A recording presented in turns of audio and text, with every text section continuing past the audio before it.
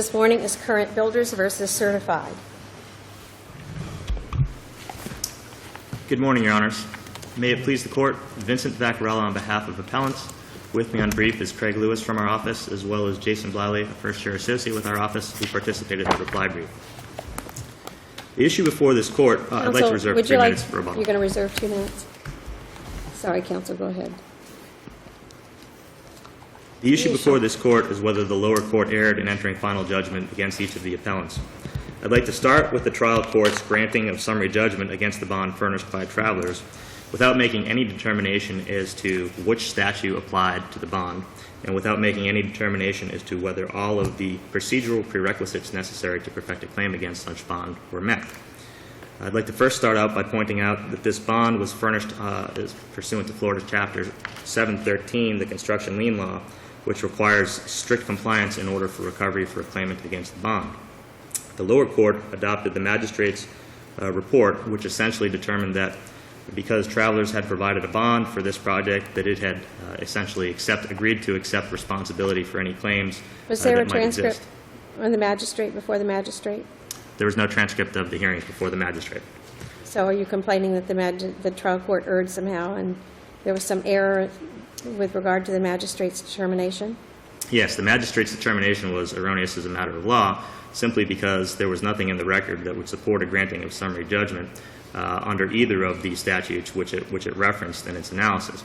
And so there were no facts involved in that at all. There was all this going on in front of the magistrate. There were no factual determinations to be made about timeliness or any of these other issues. Well, the issues on summary judgment were strictly whether the preconditions necessary to meet the requirements of the bond were met. You're complaining in part about some things that happened before the magistrate. Yes. But we don't have anything from the magistrate, correct? Right. Procedurally, let me back up a little bit and explain how things got before the magistrate. This wasn't an evidentiary hearing before the magistrate. This wasn't similar to the Robinson case, a family law proceeding where the parties agreed to a proceeding before the magistrate, and one of the parties was responsible for maintaining No matter the what record it of the was. proceedings. What record do we have from the magistrate? This was a summary judgment hearing. There's no record of the proceedings from the magistrate except the magistrate's report itself.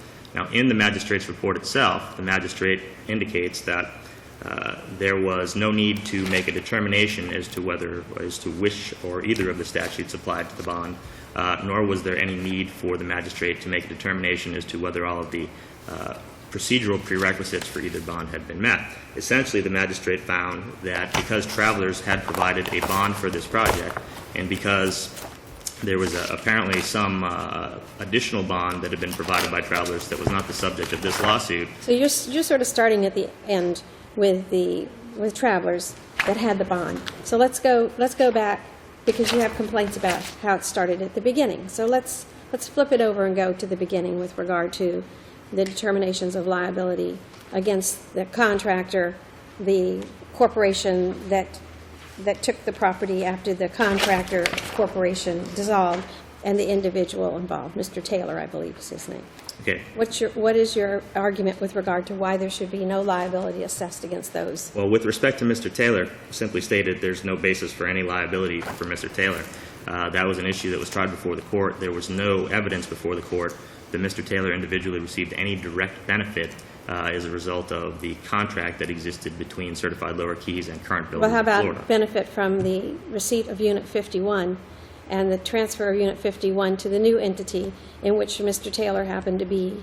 He had some involvement with both the contractor and the entity that ultimately got Unit 51 in payment on the contract, correct? There's no evidence in the record at all. Mr. Taylor's just some guy who happened to be passing by and had nothing to do with any of that. Well, I don't think that's the answer either, Your Honor. I think, quite frankly, Mr. Taylor is a shareholder in the parent company that owns both Current Builders of Florida, CB Developers, and CB Construction Services, which is the parent company.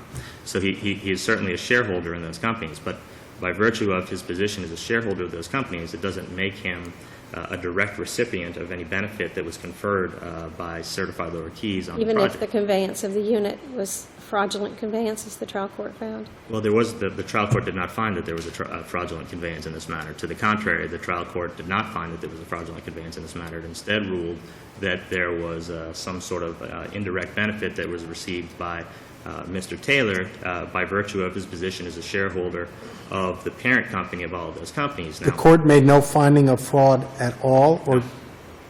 No. So what was Taylor the mastermind of, if not a fraud? Well, that's an interesting question. What was he the mastermind of? He's a shareholder in the parent company that owns Current Builders of Florida and the current company that owns the actual property itself.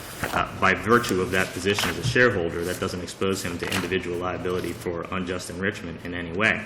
There's simply no evidence in the record that shows that Mr. Taylor in any way is the owner of the unit or received any distributions from any of these companies as a result of this work.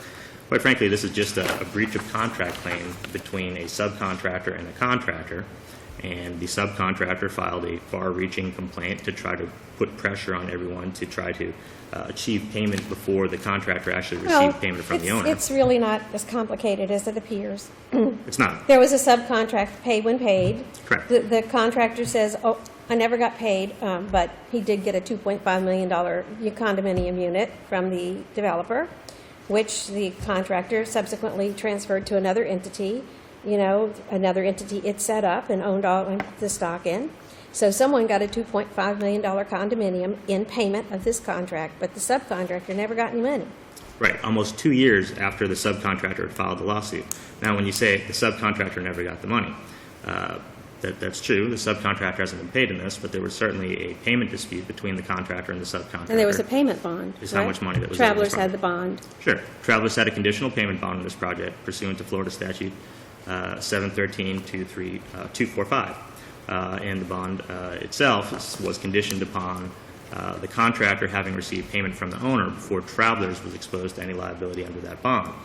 The evidence in this case is very clear that at the time that the owner attempted to make a transfer of the claim of lien that was filed by the subcontractor to that payment bond, payment had not occurred between the owner and the contractor, which is an express condition for transfer of any lien to that bond. Had the mortgage and note been entered at that time? No. Yeah, I'm sorry, can I take you back for a moment? Because Yes. I thought I heard you say that the court made no finding of fraud or of a fraudulent transfer. Correct.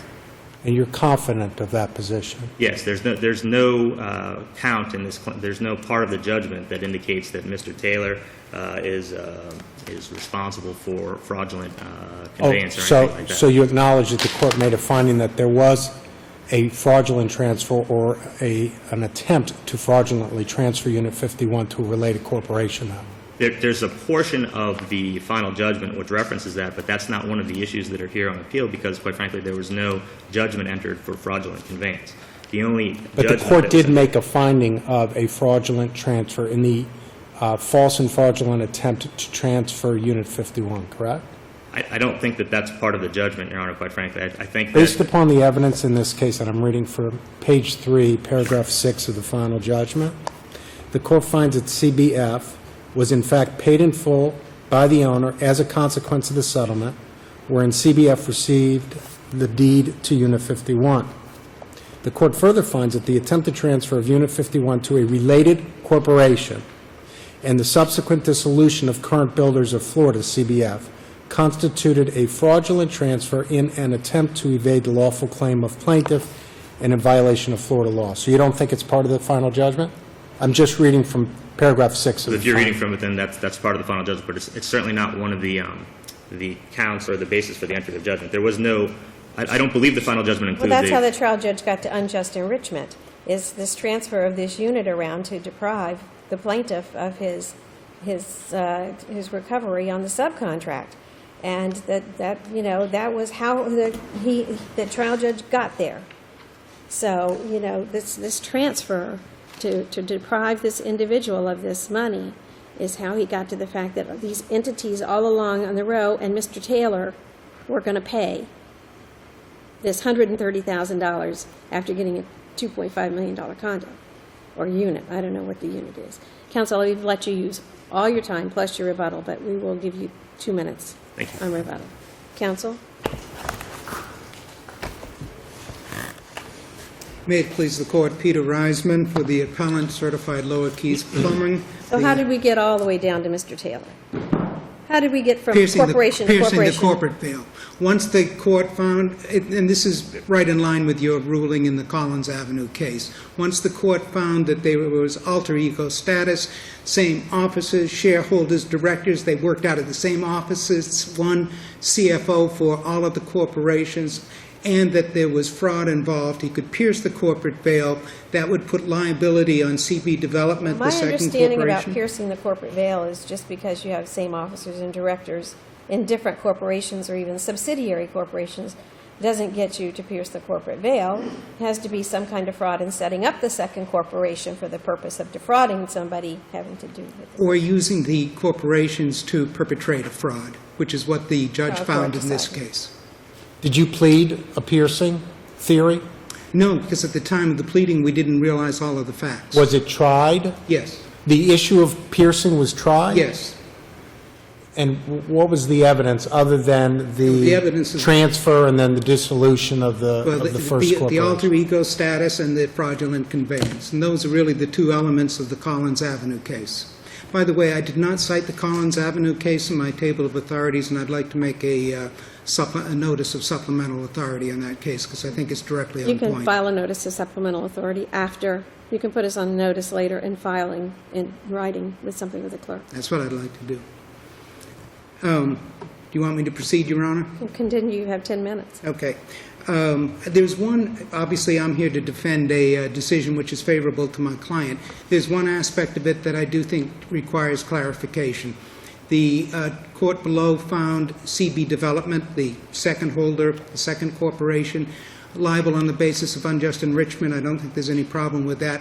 Alternatively, the court found CB Development liable on a third-party beneficiary theory. I think there might be a problem with that, and I think the better theory would be piercing the corporate veil, as we just went through. Well, there's a problem with the prejudgment interest, the date of calculation of the prejudgment interest. Yes. It would appear that it should not necessarily have been the date chosen. It should have been an earlier date, some other date, either when the unit was the mortgage. Explain to me how the time... Let me give you my Correct. opinion on that. I don't think there should be any question that final payment was made on July 11th of 2007. That's the date on which a promissory note was given from the owner-developer to the GC. After that, the contract ended. There could be no more disputes about the contract. Any dispute after that date would be based on the promissory note, not the contract. As Attorney Spotswood testified, they calculated what was owed, agreed upon an amount, and that was the promissory note. And we even have written evidence of it, which is the deed from the owner-developer to the GC, says right in the deed, the purpose of this deed is to resolve any disputes regarding the note and mortgage. And that just goes to show that after July 11th, 2007, the contract was over. You know, all of the issues you have in resolving a contract, did they do this work? Did we have extra expense for this? Was the quality right? All of those issues are over. When did the obligation to pay become fixed or accrue? Well, the obligation to pay became fixed on July 11th, 2007, when they took the note. I think it was to be paid within 90 days of that. But I think that legally we have to say that final payment was made when they took the note, because they took the note in substitution of cash. And they received the deed in lieu in September of '08? They received the deed pursuant to the note. And why would the September 2008 date not be the correct date for prejudgment Because interest? that's not when the contract was resolved. But the contract was resolved on July 11 of 2007. So it's your position that that's when the obligation to pay Yes. accrued? Yes. Not when payment was received, payment being the Correct. deed in lieu? Right, because they then went through a lot of shenanigans after that. I don't mean shenanigans in a derogatory sense. Negotiations. What other kind of sense can Well, shenanigans then I be withdraw the term, interpreted? Your Honor. Oh, okay. They Fancy went. footwork, sleight of hand. They tried to work things out, and they gave them extra time and so forth. They weren't required to give them extra time. Now, going back... So you think you had a right to be paid in July of '07? Yes, yes. And I want to go back to Judge Wells' question on prejudgment interest. Where was the money that they were going to, what money did they have with which to pay you in July of '07? Oh, Your Honor, I have no idea what money they had. What money did they have from this transaction with which to pay you? I have no idea how much they'd been paid. Do you agree that you were to be paid when they were paid? Yes. Well, yes and no. Okay. And this goes back to your question on prejudgment interest, Your Honor, because the judge below took an earlier date than July 11th. He went back to January 19 of 2007 when the work was completed.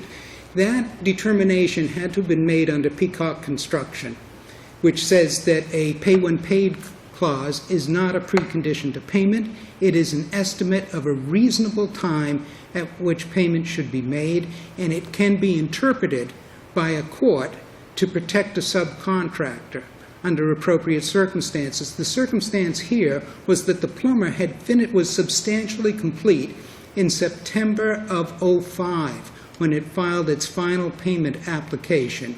They thereafter had to wait 16 more months, during which time the GC said, under your contract, punch work is an essential part of the contract. We will not pay you until you finish all of your punch work. Finally, on January 19th, the GC signed off on each element saying, okay, you're completely done. That's why the court went back to that date, I believe, and said prejudgment interest should accrue starting January 19. And I believe that that was an interpretation of the pay-when-paid clause under Peacock Construction. Thank you, counsel. We'll now hear from the appellant again. Thank you, Your Honors. Counsel, what do you say about the prejudgment interest? It's very clearly, there's a pay-when-paid clause under 5.4 of the subcontractor agreement, which requires that there be payment from the owner prior to the contractor having a contractual obligation to making payment to the subcontractor. The judge, in his final judgment, noted that that final payment occurred with the transfer of the unit, the deed in lieu of foreclosure. To the extent that someone makes an argument that accepting a note constitutes payment, a note is just an alternative form of security, which is really no different than taking a security interest in the property or filing a lien or having lien rights against the property. There's no money that actually can be negotiated. And quite frankly, even by accepting a deed in lieu of foreclosure, there's still no money that can be negotiated at that point in time. But I'd ask that the court... You're saying that receipt of title, absolute title, free and clear, of a $2.5 million condominium is, in satisfaction of the work you've done, is not payment? No, I'm not saying that. I'm saying that certainly you can constitute that as payment, and the judge did constitute that as payment in this case, although we keep throwing around the $2.5 million term. I would assure you if that was a $2.5 million unit, and that had been accepted as value and transferred on the open market, we wouldn't be here today. Well, was it worth more than $130,000, which is the only amount that we're talking about? I'd ask that the court look beyond the transfer of the unit and that component of this, which is kind of the tail end of this lawsuit wagging the dog. This isn't really a lawsuit about someone trying to hide assets to avoid payment of $130,000 responsibility, as Your Honor pointed out. And as the trial court found. This is a payment dispute between a contractor and a subcontractor. The back end of what happened with the unit... You know, the trial court's determinations come here clothed with a presumption of correctness. So the trial court... Correct, but there still has to be substantial and competent evidence that would be in some sort of evidence to support the trial court's decision. And a review of the record in the trial court simply shows that there was a transfer of the unit after it was taken by deed in lieu of foreclosure. There's no evidence in the trial court that would support the proposition that that was wrongful in any way, that it was done to avoid creditors, that it was done to avoid payment of this debt. In fact, there's evidence in the trial court that shows once the unit was accepted, there were negotiations as to how to come to a conclusion of the contract balance, and the parties simply disagreed as to the amount. And there's still a disagreement as to the amount, which is the basis for our appeal. The trial court, we're taking the position, awarded over $34,000 in damages, which are unsupported by the evidence, $18,000 in damages for a delay claim. And counsel, in conclusion, you would like for us to? Reverse with directions to the lower court to enter judgment in favor of the surety on the bond, to reverse with directions to withdraw the judgment against Michael Taylor individually, and directions to enter judgment against Current Builders of Florida in the amount of $130,000 less the 34, so about $96,000. Thank you. Thank you both. Thank you. Thank you all. Our next